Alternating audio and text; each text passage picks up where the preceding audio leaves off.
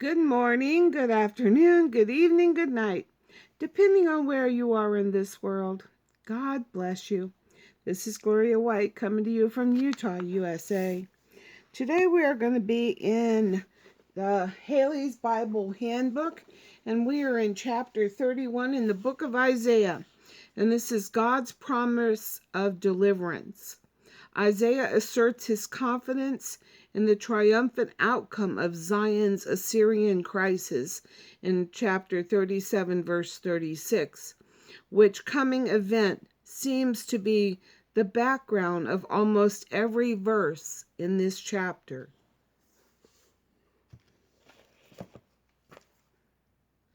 Isaiah chapter 31.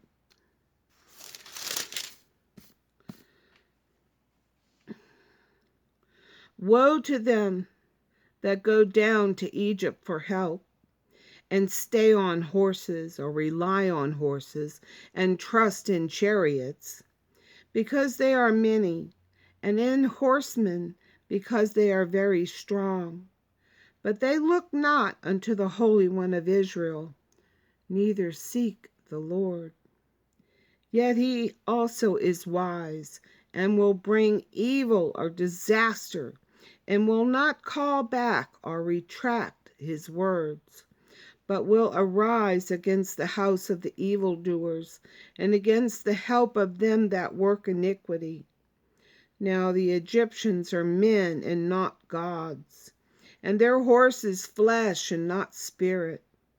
When the Lord shall stretch out his hand, both he that helpeth shall fall, and he that is holpen or is helped shall fall down, and they also shall fail or perish together. For thus hath the Lord spoken unto me, like as the lion and the young lion roaring on his prey, when the multitude of shepherds is called forth against him. He will not be afraid of their voice, nor abase or be disturbed by himself for the noise of them. So shall the Lord of hosts come down to fight for Mount Zion, and for the hill thereof. As the birds flying, so will the Lord of hosts defend Jerusalem. Defending also, he will deliver it. In passing over, he will preserve it. Turn ye unto him from whom the children of Israel have deeply revolted. For in that day every man shall cast away his idols of silver and his idols of gold, which your own hands have made unto you for a sin. False idols. They made them out with their own hands, out of wood and stone, and then they covered them with silver and gold and fell down and worshiped them and sacrificed to them the blessings that God had given them to preserve their life, their grain, their flour, and their oil, and their wine. And they sacrificed it to these false idols that can neither see nor hear nor walk, but have to be carried about, and they can't save.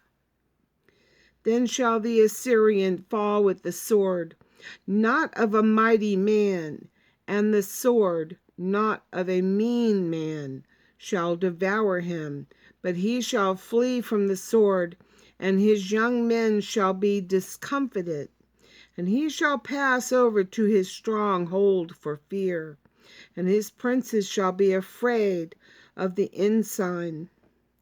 And this ensign is banner. It is ensign, saith the Lord, whose fire is in Zion, and his furnace in Jerusalem.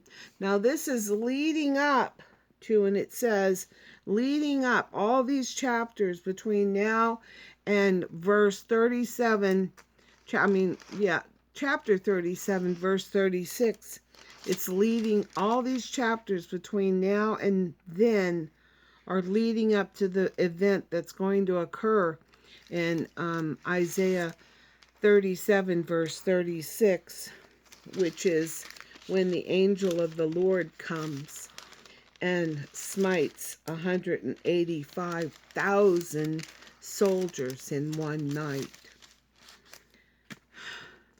I wouldn't want to meet that angel and him be mad with me. You'd be as dust. Dust blown away in the wind. The power of God is not anything our little pea brains could ever comprehend. His ways are so much higher than our ways. Oh my goodness. And his words so much higher than his thoughts, so much higher than our thoughts. We are just puny little human beings. Can we even begin to imagine what it would take to create the sun or the moon and all the stars and to put them in their place and to have them stay there and reside there and move a certain way each time of the day and night? Let alone all the trees and grass and flowers that he made. Then all the animals he created. And then us. Look at us. He created us from the dust of the earth. And he breathed life into us. Amazing. We can't change one hair of our head from black to white. But there isn't anything that is impossible for us with God. Where things could be totally impossible for us, but with God, it is possible. So never feel discouraged. Just remember how powerful a God we have that loves us. And is anything too hard for our God? Absolutely not. And as always, I love you, and so does he.